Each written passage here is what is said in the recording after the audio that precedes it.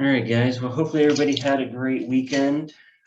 I know it's Super Bowl weekend, but I did see some open houses going on around out there. So hopefully, if anybody was doing open houses, they were able to get some traction in. Other than that, we have Dominic on today.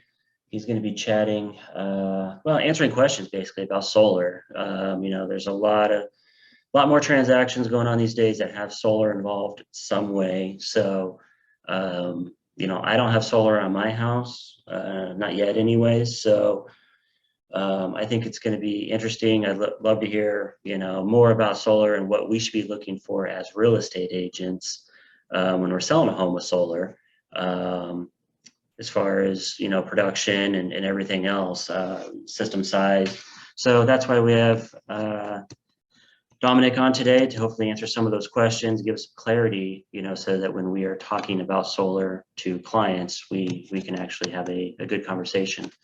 But before we get started with him, let's check in with Andrew and see how rates are looking this week compared to last week, and if we have any new programs that maybe he wants to share.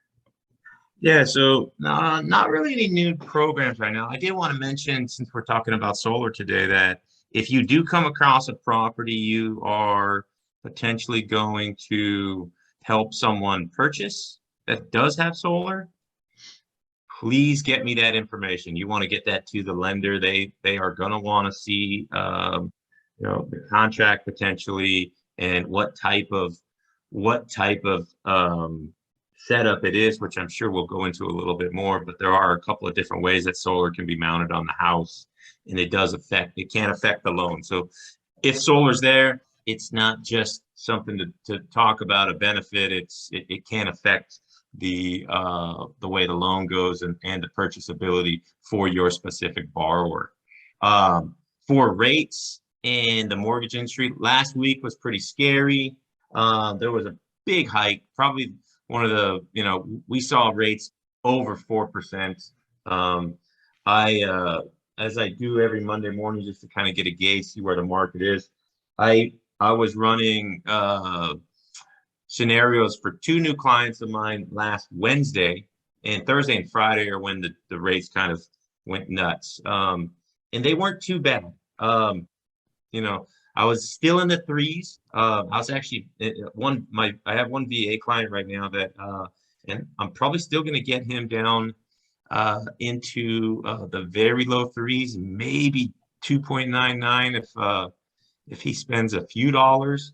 But from Wednesday till Friday of last week, the rates went up over a half a point across the board. If you have clients with lower credit scores, they could have gone up a whole point. Today, Monday morning, my borrower that went from like 3.125 to almost 3.9 is back down at 3.5 starting off today. Hopefully we'll see this kind of stay for a while. My suggestion is, if you're speaking with borrowers that you're working with and they freaked out, and they're serious, if they are very serious about buying, we do have loan programs that can allow us to lock 90 to 180 days. So in 180 days, we're definitely going to be in the fours, and anytime between that. So that might be something that you offer to your client. We can do a second look. Maybe it works out and we can help them lock them in.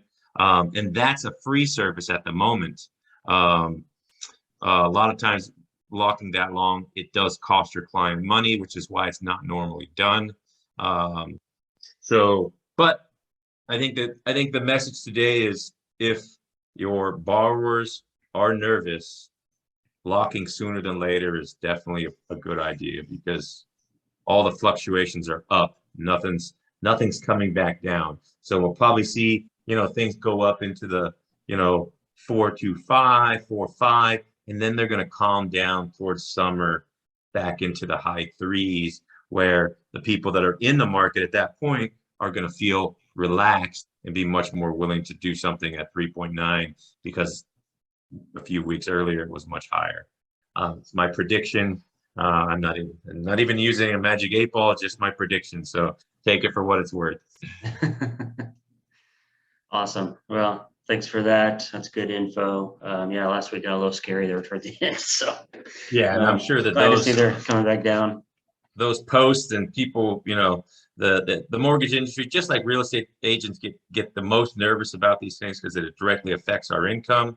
But we also see a lot of those posts. So be aware that they have fluctuated back down a bit. That's good. So right on. Thank you for that. All right, so we'll roll in with Dominic. Dominic, are you able to share your screen now? Yes, I'm good. I Awesome. should be able to share the screen. Perfect. Let's give that a shot. There's that. And then we'll go ahead and just start. Awesome. Okay. Well, just, I'm not sure how many people, is it just the two of us on this particular meeting, or are there more? No, we have some agents on as well. And yeah. Okay. Perfect. So yeah, I just want to introduce myself to start, and the company Powur that I'm with. So ultimately, I joined Powur right about December. So a little bit about me, myself. I've been born and raised here in the Central Valley. I've worked for the tribal gaming industry for 10 years as the regulatory authority over them. Wanted to do something different with my life, so I ended up going back to school. Getting a bachelor's in electrical engineering in hopes to really help out the renewable energies sector, because for me, myself, I believe that is the future where we ourselves as a civilization need to start thinking about is how are we consuming and using energy, right?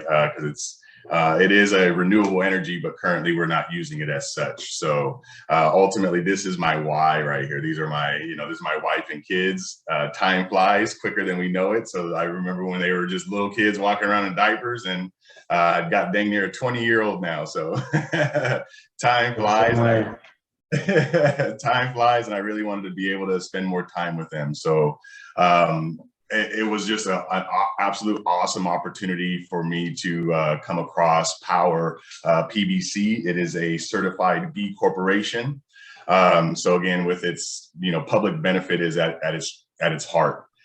So ultimately, the things that I wanted to do and why I got into sales of solar at this point in time is because I want to accelerate the adoption of renewable energies, U.S. and worldwide. I want to leave the planet better than I found it, and I want to be the change that I want to see in the world. So ultimately, we have to kind of go against the curve sometime in what our traditional thinking patterns are, and so this was a part of me doing that. So I want to leverage my education and my experience to really help homeowners go solar, get off the dirty grid. So some of the things like what sparks the interest, right? So this is kind of like one of the dialogue that I would go into with a homeowner, any particular homeowner. They all have their various reasons as to why they want to go solar. Some it's financial, some it's they want to get off of dirty energy. But during this time period, I would most definitely identify what is their main interest, like why do they want to go solar, what research have they done, just kind of explore their situation, their circumstance, so that way I can better help them identify the path forward to energy independence. So again, these would just be some of the topics that we cover. Why now, right? So again, why now when you're thinking about solar is to reduce or eliminate your electricity bill. As we see, the rates are going to just continue to rise and rise for, again, there's no sight, there's no time in the future where they're saying, okay, we're going to cap how much we're going to charge you. Just interest their rates have continued to go up over the last 10 years, and they are going to continue to do that. And then savings, you're going to start saving day one. The minute your system is activated, right? They get permission to proceed. Ultimately, that's when the utility company now recognizes that your solar is been installed accurately and it is communicating with the grid. And so that day one is when you're going to start saving. When you're going to start your savings. right? And then so the other one would be just the credit incentives. And right now, I'm not sure if you guys are aware, but the 26% tax incentive has been extended to 2022. So this is like an awesome opportunity for homeowners to really capitalize on that 26% incentive for going solar. So I can kind of have somewhat of a scenario that'll show what that looks like a little bit later. And same, my biggest thing is to help lower pollution and the warming temperature, climate change. That's, again, my understanding of how we're using energy and how it's depleting our natural resources, being the planet. That's why I really wanted to kick into gear and just do my part, right? So I wanted to do my part to help out the planet. And as you saw from my experience, right, once I got my bachelor's in electrical engineering, I dove in. I ended up working for, ultimately over 6 years, I worked for 3 of the major renewable energies companies, one being Grid Alternatives. They're the world's largest nonprofit organization devoted to putting solar on low-income housing and stimulating the economic communities by training and development. So I started there and just really accelerated at that point in time. But working for a nonprofit, you have a lot of hats that you have to wear. So, going on to some of the other 2 other top Inc. 500 companies, just seeing, knowing, and understanding that training development is paramount with any successful organization. And so Powur PVC offers that in droves. So that, I really wanted to leverage all of my experience to help out homeowners transition to renewable energies.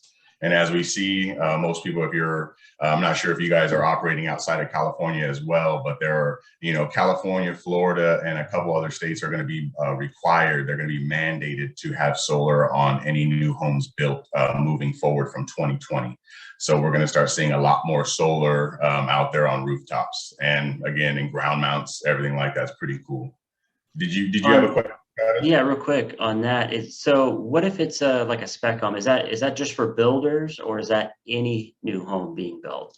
Yeah, so that's ultimately any new home being built from 2020. Again, they could have made the purchase and everything like that prior to 2020, and I believe that there are like certain little loopholes like that where all the paperwork, everything was pretty much ran prior to 2020, but they didn't break ground until 2020. I believe that would be like a slim loophole that certain people can go through. But ultimately, if their paperwork and ground is being broken in 2022 or 2020, they should be having solar on those homes. And so one of the like with the spec homes, the way that they're getting around that is it's like a 3 watt per square foot is what like the generalization for like, again, spec homes. Nobody's lived in it. They don't understand. They won't know what the actual usage is, because you can, I will typically try to build a homeowner's system to be about 120 to 125% of their usage. So that way they don't have a true up bill.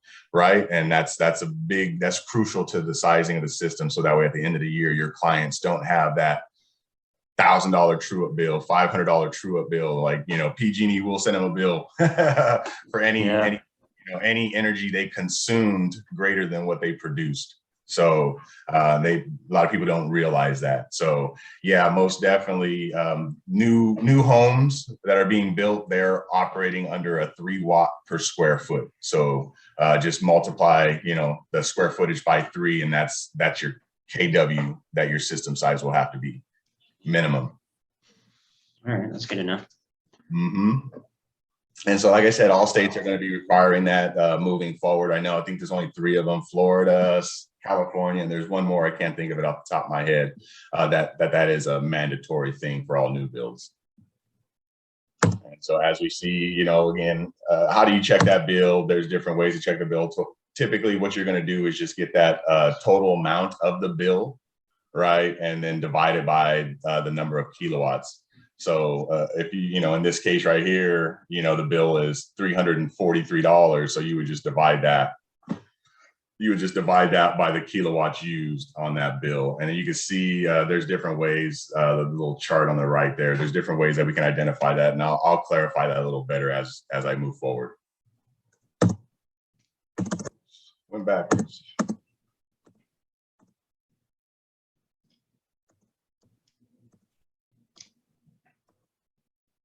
And so that's just where they're going right now. This is just showing SDG. Obviously, Powur PVC is actually, it's weird to say, right? We're a solar company, but we're actually the first platform to aid in solar, the solar advancement. So we're actually a platform, and we have, like the platform itself is to transition the world to clean energy, right? And what that does is it gives our buying power. We have, our company is so large that we are able to buy modules and inverters at such a low price because Powur PVC is ultimately the Uber to taxis.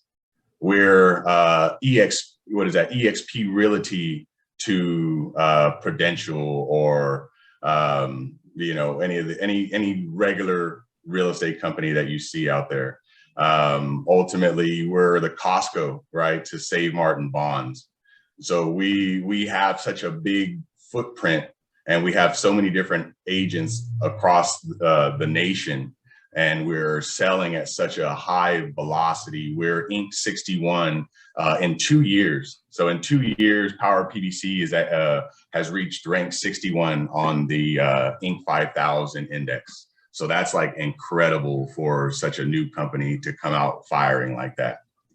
And so we're actually able to pass those savings on to the homeowners and our sales reps. So it's just an absolute awesome opportunity to be a part of Powur PVC right now and their expansion and growth. And you'll see that the utility companies have nothing but you know, raising rates in their future for for all of us.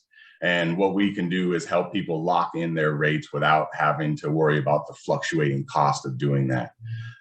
So I was trying to, are you guys familiar with like ultimately how solar operates, like just in generalized terms? Well, no, not so much. So let's pretend that most people on the webinar don't understand quite how it works. You know, we see panels on a house and we're like, hey, it has solar. So okay, yeah, no problem. Let me I was trying to get one going already so that way I didn't have to waste too much time, but let me try to see if I can get over to this video real quick.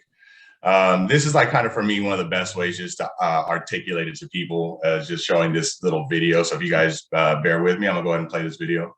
Yeah. Every day when the sun rises, tens of thousands of PG&E customers, more than any other utility in the nation, are proving the value of solar. They're saving money on their bills while helping the environment.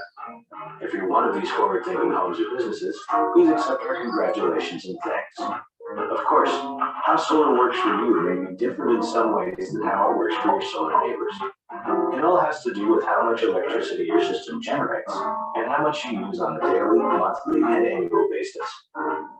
Sometimes customers produce more power than they use and send the surplus energy back into the grid. Other times, homes and businesses use more power than their solar panels can generate. So depending on how much energy your system generates and your consumption, you may end up with either a charge or a credit for the month at the normal rate. If you participate in a time of use plan, you can also export electricity to the grid when rates are higher and use electricity when prices are lower during certain periods, like at night. In this case, you may actually get a credit for the month even though you've used more energy than you've exported. The credits you accumulate in a given month can offset the charges you receive in other months. This is called net energy metering, or NEM. To make sure you have the full picture, PG&E sends you and every solar household both a regular monthly PG&E bill that includes a minimum electric service charge, as well as a NEM statement that gives you a monthly and year-to-date snapshot of your charges and credits. Then, every 12 billing months, approximately on the anniversary of your solar system's interconnection to the PG&E grid, you get a true-up statement that reconciles all the charges and credits you received over the past year. If you have a balance remaining, it tells you what amount is due. If you have a credit remaining, it's reset to zero and nothing is owed. It also indicates if you're eligible for net surplus compensation if you generated more energy than you consumed in total over the year. But whatever kind of solar household or business you are, There's one more thing to know. Everyone with solar can save money on energy while they're making a difference for the environment. That's just a quick look at what you can expect from your solar and renewables PG&E customer. For more detailed information, please read further on this page. And from all of us at PG&E, thanks for your commitment to a future powered by clean energy. So for me, I figured that's like a quick synopsis right there of how solar works. It was kind of less than 2 minutes, and it was a good little video provided by PG&E, which I thought was pretty awesome. So does that kind of I'm a visual learner myself, so did that kind of help out with that? Yeah, definitely. Now I've heard about rates going up with for homes with solar. What's that about? And How's so that that's gonna not affect the industry? Yeah, and that's what they're talking about right now. That's the big push, and what you see all these rallies in San Francisco and LA, at the Capitol. That's what it's really all about right now. The major utility companies are trying to pass what's called NEM 3.0. And in this NEM 3.0, they're trying to charge, they're trying to have like a minimum charge for all homeowners that have solar right now. So ultimately, with the current state of things, if you have solar on your house and you're producing 125% of your usage, right? Or like you're producing 125% energy compared to what you're consuming. What that ultimately will mean is there's like a minimum $10 charge from PG&E regardless every month. Even though you're producing more than you're consuming, PG&E is going to charge you a minimum of $10 on your bill. And so what they're trying to make that do, instead of being a minimum of $10, they're trying to make that a minimum of $80 or $160 or something to those. Again, that's what they're in the process of trying to negotiate with the policymakers in trying to inject more money for them as far as that minimum payment due to them. And so that's why there's a big push from the people. It's like, we're trying to go solar. We're trying to,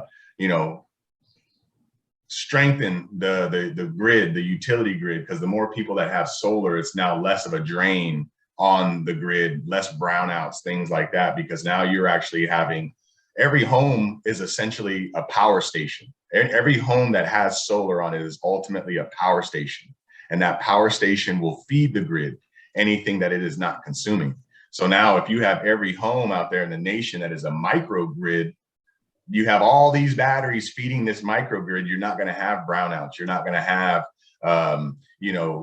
blackouts and things of that area, where you're going to have all this energy that's ultimately been produced for free by the homeowners. And the utility companies are going to have a hard time justifying where's their money going, right? Because recently, $1.7 million, I believe, was donated to the utility companies to help lobby for NEM 3.0. So that's an extravagant amount of money to stop people from going solar. Yeah, it really is. Yeah, so that was just recently. So there's a lot of, and that's the NEM 3.0, and that's why most definitely, send a letter to Gavin Newsom. There's phone numbers. There's all these, the people are rallying to fight NEM 3.0. And that NEM 3.0 is where they're trying to make those price hikes for people with solar. So there's currently nothing in place right now. And as you can see, people are fighting it tooth and nail. So I really have high hopes for, the abolishment of this NEM 3.0. I don't believe it's even going to make it up that high, because they tried something very similar to it in Vegas, right? So I'm not sure if you're familiar with the Vegas market, but about 5 years ago, or if even going to Vegas, driving to Vegas, you see that they have these, it's like the world's first 24-hour photovoltaic. Well, they're not really photovoltaic. It's a 24-hour solar plant that is out in Mojave Desert. And it consists of these 3 huge towers. And around these 3 huge towers are a bunch of parabolic mirrors. And so those mirrors will ultimately refract the light back to the top of those towers. And the top of those towers is sodium, is salt. And so salt is a mineral, and those mirrors will actually melt that mineral like molten magma. And then that liquid sodium then is piped through a series of pipes that is ultimately like a steam engine. And so they are actually able to produce 24 hours of energy off of the sun. And so these are the first units to be able to do that. And so with Vegas having that first plant that was put there, they pretty much put all kinds of laws and legislation in place to fight solar. And so like Solar City, a lot of these big companies went out in droves to Nevada to set up shop, and they all were crushed. They were all crushed because the laws and everything that were put in place to protect that. Again, the governments are the state-run utility plant. So they smashed all of these, solar companies that were coming up, installing solar, doing the very same thing that NEM 3.0 is doing to California. They did it already in Nevada. And it was an absolute, excuse my language, but an absolute shit show. You know what I mean? Like people were just outraged. There were so many different groups, community groups that stood up and fought the legislation and actually had those laws overturned. And now residential solar is now making a big push in Nevada again for these reasons, because the utility companies are trying to fight, giving energy to the people. Yeah, jeez. So it's been pretty interesting. So yeah, as of right now, there's nothing really to worry about as far as like price hikes for people with solar or planning to go solar. The biggest threat is NEM 3.0, which is scheduled to go, I guess, up for vote either at the end of this month or the beginning of next month. It's been delayed for the last 2 months now. And when would that take effect, and so that's going to be new units moving forward if this takes effect? Correct. And again, that would, I don't believe the likelihood of it, the fact that it's been pushed out the way that it has. They were already supposed to make determinations in the end of December, beginning of January, but due to public outcry and demand to get rid of it, they've actually, the words are being heard up at the higher ranks. And so now they're ultimately having to go back and revamp that 3.0 before they can take it up to the judges, I guess to say. Now, do you think if that passed, would it affect a resale home that already had solar on it? Would the new owner be subject to the new rate? Yeah. Ultimately, I would most definitely imagine so, because as you'll see a little bit later when I get into it, like I was saying, that if for me myself, I'm in the process of getting my solar system put on, and I configured my system to be 120% of the usage, right? And so ultimately, that's me with a $10 bill, regardless to PG&E. Like I still have to pay my solar bill, right? But I would still have to pay a minimum of $10. It's looking like to PG&E right now. And so if for some reason, again, NEM 3.0 went through and everything like that, we're looking at, again, these are estimations on my part because they are still penciling everything, putting everything together, and that will be determined once they announce what NEM 3.0 will be, if they're going to do it. Again, it could not even go through. They could totally squash it and say, nope, not even going to happen. See you later. But ultimately, that would just look like, again, if I'm covering 120%, I got a $10 bill. Again, bleak future, NEM 3.0 happened. I'm looking at that $10 bill being like an $80 bill to a $120, like an $80 bill, $60 to $80 bill or something like that. And again, the grand scheme of things, depending on how, there's different ways that we can structure the solar system, and I mean like the financing part. So there's ways that you can ultimately, depending on the structure of the loan, that we can cut your utility bill in half.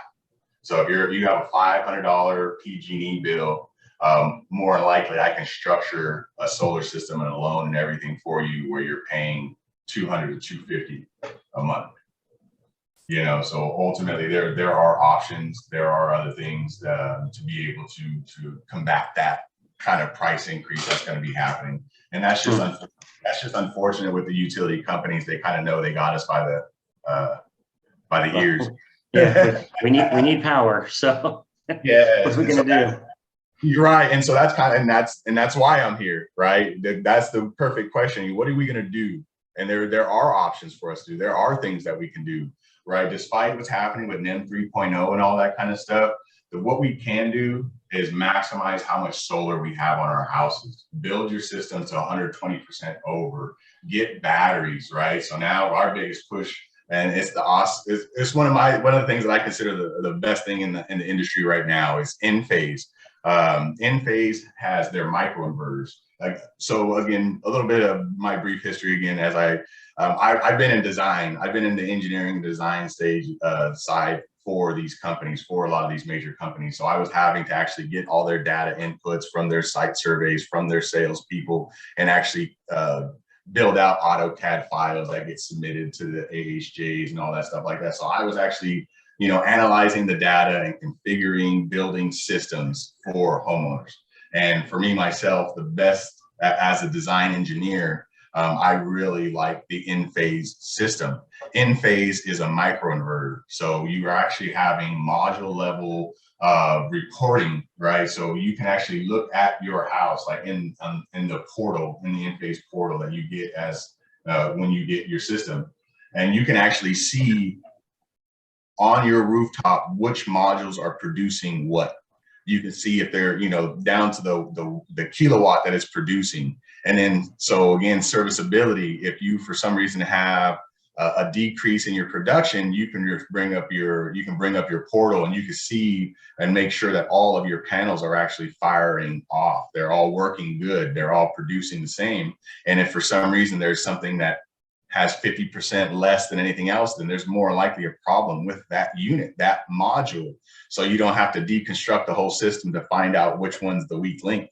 You just bring up your application and you'll see which one's your weak link, and then you can have, and then the service team will go out there and take care of that. So with the Enphase system, it's a microinverter, and it's module level, inverting. And so there's no big inverters to go into. And so right now what it is again, the best of the best is with Enphase and their IQ8 series. So when it comes to batteries, that's the way, you know, this energy storage, that's the way to get totally away from the utility companies. Right. So you have Tesla with the Tesla wall. Generac is now getting into the game with their battery backup systems. But like I said, for me, myself, I covet the Enphase system because, again, you're getting that module level monitoring with the Enphase IQ8. It's revolutionary in the industry as that it is itself can provide you with daylight backup. So a lot of things that people don't realize is like they're happy that they got solar on the house. But unfortunately, as soon as the grid goes down, so does their power.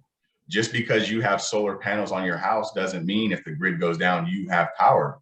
You're going to be stuck just like everybody else without power, but you just got solar panels on your house. So, you know, you just got a big paperweight. So that's the revolutionary part of the Enphase IQ8 is that they actually can provide you with daytime energy without a battery, right? So that's revolutionary with that module level inversion. It is actually able to detect, okay, because again, it's called the Rule 21, which states that anytime any electrical system that's connected to the grid, anytime it detects that there is no power to the grid, it needs to shut itself off. Because if you have like I said, every house, every resident that has solar on it is ultimately its own little power plant. So if the main grid is off and they have their people servicing the power lines, like these power lines up here, they have people servicing them. If your house is still generating energy, it's actually pushing energy to that grid. And that's very dangerous for anybody working on these power lines up here. So the Rule 21 states that anytime that there is a lack of energy coming from the system, the whole system needs to shut itself down. And so that's kind of one of the things that, you know, is very unfortunate, that we have a lot of people that have solar on their houses that feel like it doesn't matter if the grid goes down, I got solar, I'm still going to have power. But unfortunately, you're not. You're going to be just like everybody else that doesn't have power. But that's where the IQ8, this whole series that they come out that they have right now is just going to really change everything. Because again, they offer the daylight only energy, right? So meaning the grid goes down. If you have IQ8s on your house, attached to your modules, when the grid goes down, and the sun is shining, you're still going to produce energy for your house, to your house, and that's without a battery. Right. So without a battery, they can provide you 3 circuits in your house that will always have energy as long as the sun is shining. Right. If you want that 24-hour power reliability, then that's when you can start adding batteries. They have this, again, they're cutting edge technology. These IQ8s are 1,000 times better than the IQ7. This is like, I was just at a seminar for the in-phase, and the guy was just like totally geeked out about the advancements that from the IQ7 to the IQ8, just how much better, faster, more reliable it is. And the fact that the batteries, again, they're not like the Tesla walls or a lot of these other like lithium ion type batteries you see what happens to these Tesla cars once they go into thermal runaway. Right, thermal runaway is when when you see the cars catch on fire and they don't stop. Have you seen any of the videos of the Tesla cars like that? Yeah. So that's like thermal runaway. That can happen with certain batteries, and except for the in-phase batteries. The in-phase batteries has a whole new technology that ultimately it can't even get to beginning to thermal runaway. So it's a totally new dynamic of batteries that's going to change the way batteries are made. So it's a really cool system, and I can go on for days about the IQ system. But I'll keep pushing forward. But by all means, if you have any questions, please let me know. Yeah, we actually need to wrap up here somewhat soon. I do have a question though. So let's say, you know, we're showing some homes, and you know, it has solar on there. What questions should we be asking as real estate agents about these systems, so that we can educate our clients, or vice versa? Maybe we're listing a home. I have one currently, and the owner really didn't know much about their solar system at all. They had it installed, but it had been a few years, and they just, you know, they just have solar. They didn't have a lot of information. So where do we find information as far as size of the system and everything? And I guess what kind of questions should we be asking? So for me, myself, I would most definitely like start off with like, do they know, like, as you see right here, we ourselves offer a 30-year warranty or extended warranty that they can buy. So that would be my first question, you know, to the homeowners, is like, when you bought your system, obviously you want to know what the manufacturers are. So that way you can see if that system has any kind of manufacturer warranties. Right, because a lot of times the inverters and the modules, they have a 20 to 30 year manufacturer's warranty for parts and pieces. You know, if anything is malfunctioning from their end, they'll replace that kind of stuff. So you ultimately want to know, again, what is the manufacturers, and are there any manufacturer warranties that are still valid, right, with that equipment that they had bought. The second one would be, did they buy any extended warranties? Right. So like in this case right here with this 30-year extended warranty that we offer, that is actually transferable to the new homeowner. So as the home gets sold, this 30-year warranty will then automatically just get, because it's already bought. You know, you buy it up front ultimately when you're first purchasing the system. So this 30-year extended coverage would then transfer over to the new owner of the system. So you want to see if there's any other, because there are like a Sunrun that offers similar warranties and things like that. So again, you want to make sure, is there any extended warranties that they purchased that would then be transferred to the new home buyer? Get that kind of information lined up. So that way, again, when the sale does go through, you can help navigate your homeowner to getting this system in their name now, the new homeowner in their name. Now, how would we locate this? Like I had a repo sell about 3 years ago. So the bank took back the home. It had solar on it. It was being conveyed with solar, you know, it wasn't a lease system, but you know, nobody had information on this thing. So how do we find that information? Got you. Okay. Yeah. So one of the things that we can try to do is again identify what the manufacturer is. So ultimately find out where. I'm assuming it's an older system, so I'm assuming it has an inverter near the main service panel. So you ultimately want to go find the main service panel. There should be a large box that is the inverter. And on the side of that box, you'll actually be able to find a serial number.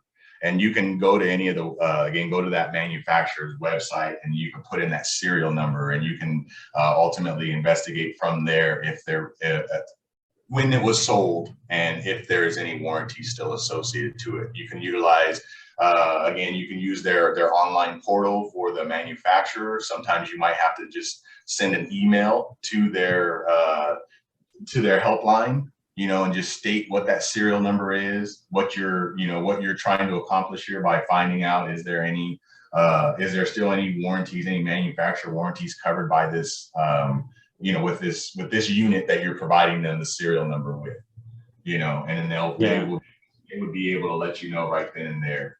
But more than likely, there's not going to, you know, again, this the whole warranty things is kind of more of a newer realm as well. So a lot of times it was just you get a 20-year for your module manufacturer warranty, you get a 10-year inverter manufacturer warranty, and again, that's only going to cover if there's some sort of defect from the manufacturing process, right? With it being installed on site for so long, they're going to probably fight you tooth and nail. Yeah, I'm sure. About replacing it or anything like that. They're going to try to fight you tooth and nail. It's an installer error, blah, blah, blah, you know, because it's been so long and you not having really any pertinent information there, they'll run you through the ringer. Yeah. You know, now, is there any sort of like, I guess, quick calculation? So if I was looking at the front of the house and I see that there's 22 panels on there, what would that mean to me? Like how, could I say, oh, it looks like they have enough going in this home based on the square footage, or maybe this is a smaller system, it may not be covering.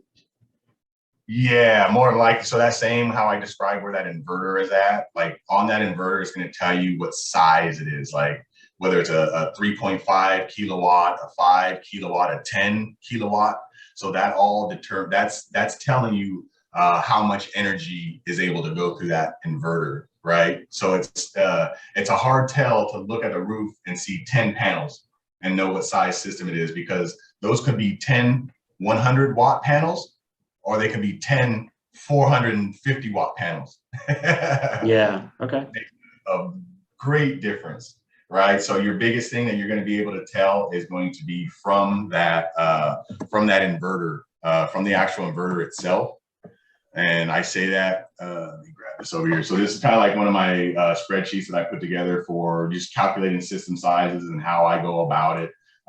There's this, you know, we have again, the Powur portal is just phenomenal. It does all this. I created these spreadsheets back when I was, again, electrical engineer, creating plan sets for these companies I was working for. I made all that for this. Like, these things are inherent in Powur's platform. All this stuff is already there. I don't even need to do it anymore.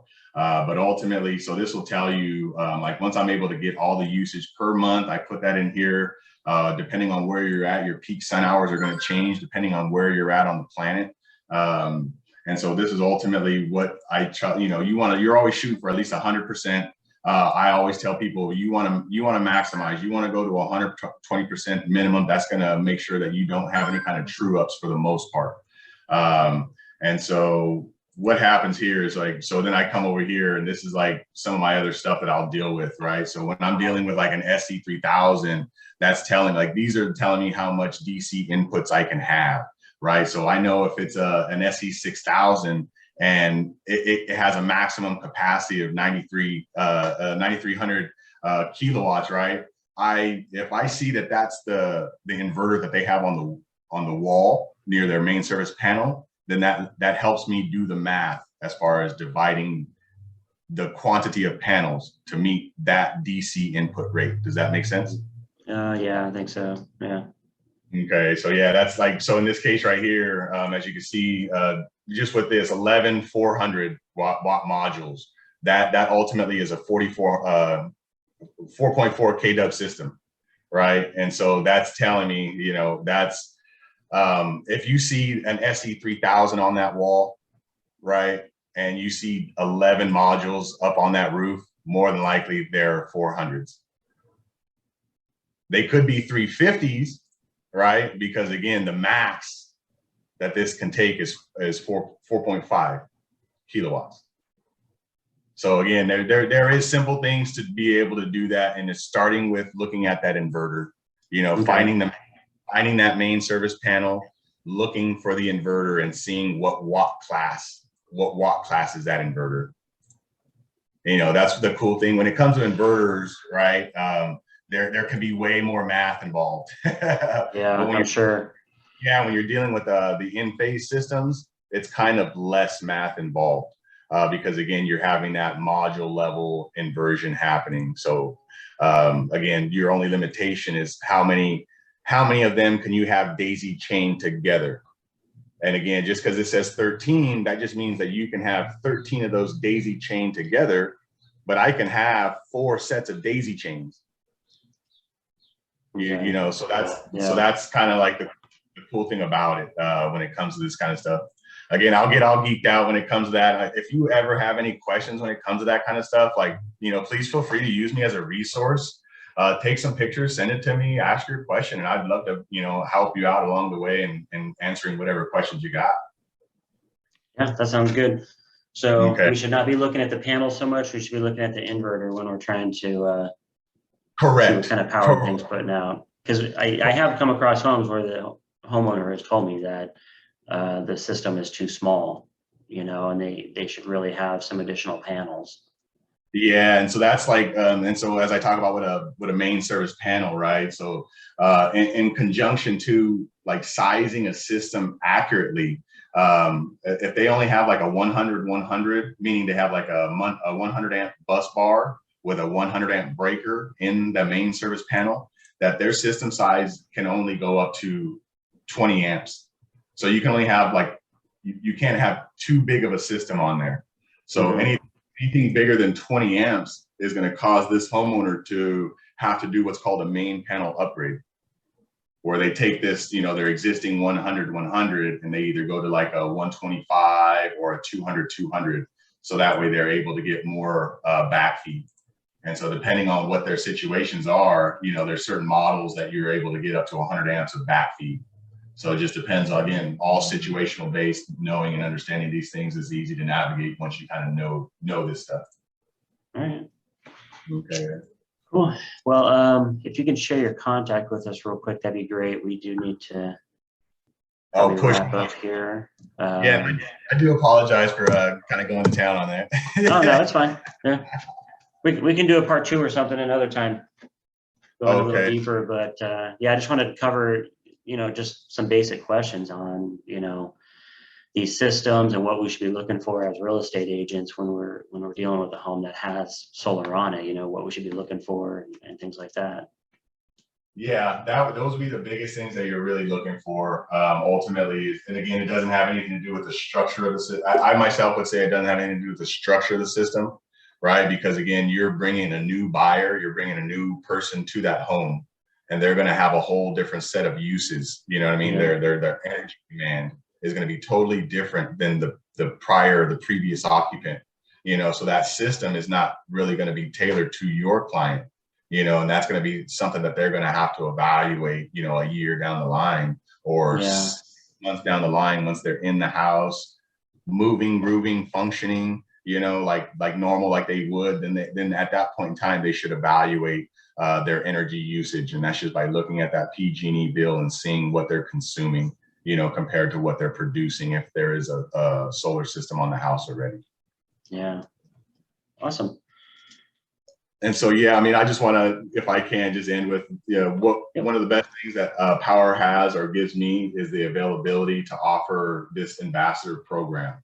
So it's free to anybody to sign up. Again, I'll put my contact information and my links to these, but anybody can just, you know, become an ambassador for me. You sign up on this link, you just put in your information, and if you happen to have a homeowner that wants to go solar, you know, if you can point them in my direction, you know, via that the ambassador portal that you'll sign up for, that can get you $1,000 as a referral for, you know, just for referring somebody to me and having me help them transition to renewable energy. Awesome. Okay, so let me see. How do I? Perfect. Stop sharing my screen too. Sorry about that, guys. I can also send out the link with the replay as well, because we record these and send them out, because a lot of the agents will watch it kind of later on throughout the day or throughout the week when they have a little more time. Oh, gotcha. Perfect. So yeah, let me just throw this in here real quick. So no, really, thank you guys for being, you know, for letting me come and say my spiel. Yeah. Talk a little bit about Powur and what we have to offer. Yeah, no, it was really informative. So thanks for that. And then if you want to send me over that link, I'll send it out with everybody, or with the replay to everybody, so they have it. And I guess if you have a flyer or something, a digital flyer for the ambassador program, send that as well, and we can connect both of those. I did see you put it in the chat, so. Yeah. Did you want me to put them here, or did you want me to do something different on that? That works. I'm going to go ahead and grab it, and I'll send it out with the replay. All right, there's those three right there. And then. Cool. Well, thanks a lot, Dominic. That was great. And guys, if you have any questions, give them a call. Most definitely. Thank you, guys. Appreciate it. Yeah. Have a great week. We'll see you. See ya. Bye.